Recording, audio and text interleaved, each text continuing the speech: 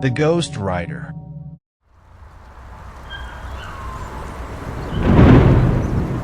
Max Harris was a successful horror novelist, known for his ability to tap into the darkest corners of the human psyche. His books had always sold well, and he had a dedicated fan base that eagerly awaited each new release. But despite his success, Max had been struggling with his latest project. The words weren't coming as easily as they once did, and the pressure to deliver something exceptional was weighing heavily on him.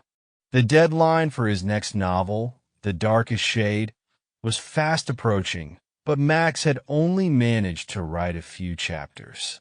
Frustrated and desperate, he decided to retreat to his cabin in the remote woods of Maine, hoping that the isolation would help him focus and finally get the words flowing again.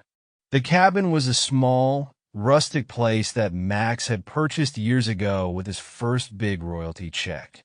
It was far enough from civilization that he could work without distractions, yet close enough to the nearest town that he could make a supply run if needed.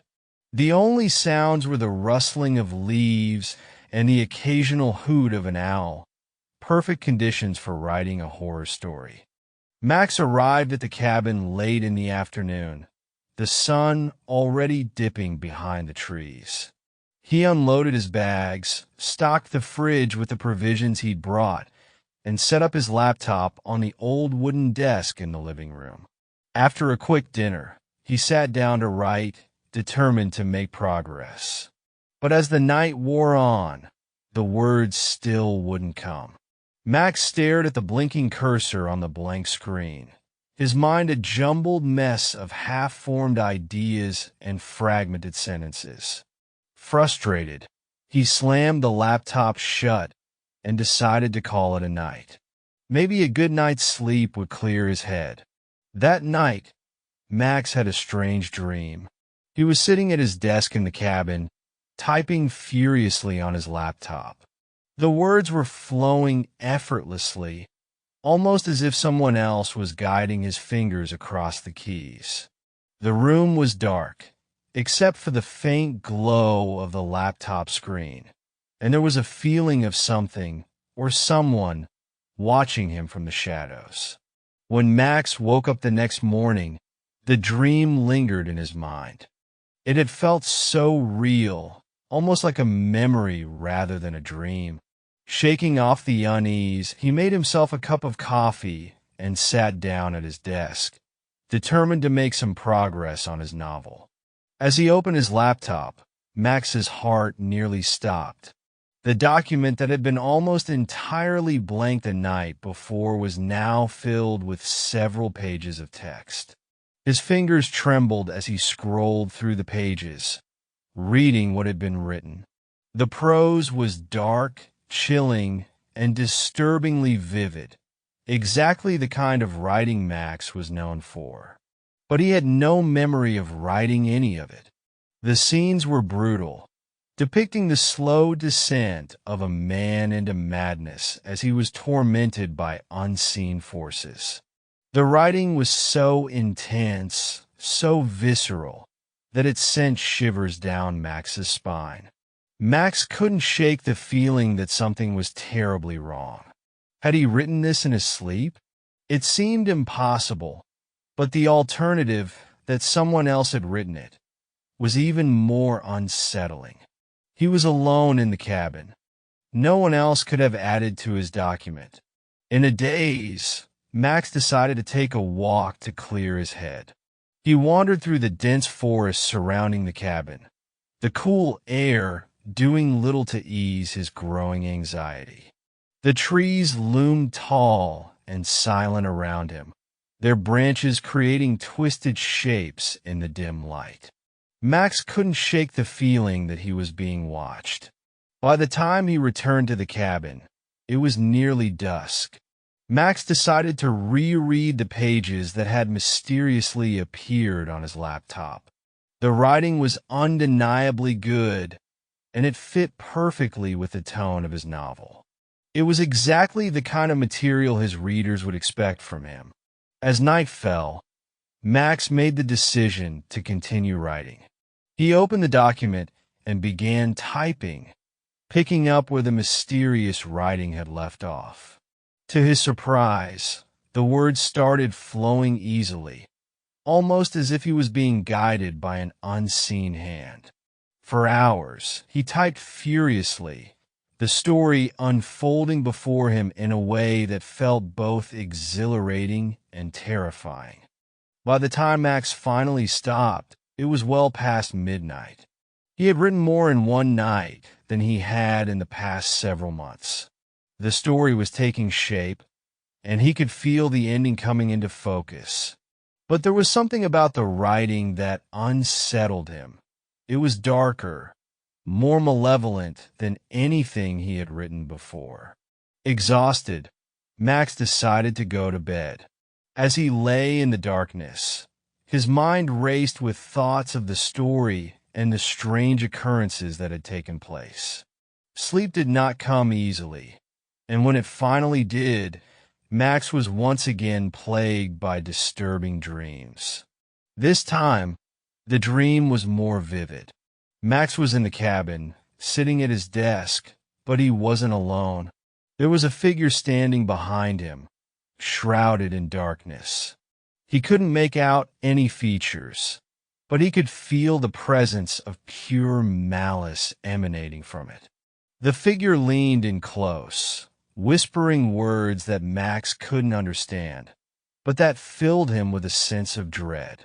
Max woke with a start, his heart pounding. He glanced at the clock. It was 3:33 a.m. The room was cold, and he could see his breath in the air. The cabin's heater was working, but the temperature had dropped inexplicably. Max felt a chill run down his spine as he realized that he could still feel the presence from his dream, as if it hadn't left. In a panic, Max grabbed his laptop and began to read through the new pages. He hadn't written them, he was sure of it. But there they were, filled with vivid descriptions of horrific events. The protagonist was now completely unhinged, driven mad by the ghostly presence that haunted him. The writing was raw, filled with a darkness that was almost palpable.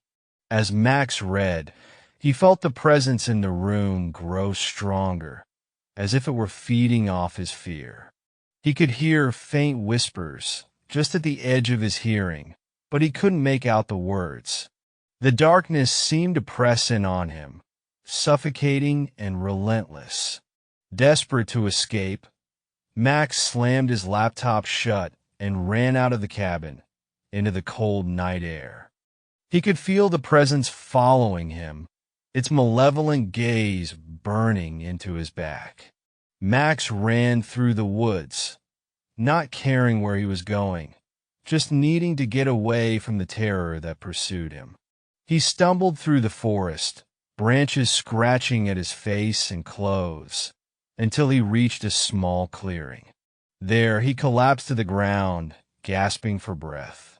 The whispers had stopped, but the fear remained, a gnawing terror that clung to him like a shadow.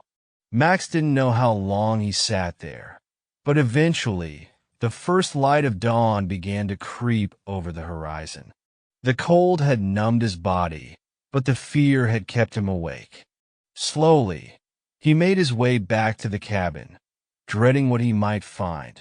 When Max entered the cabin, it was eerily silent. The air was thick with an oppressive heaviness, and the shadows seemed darker than they should be.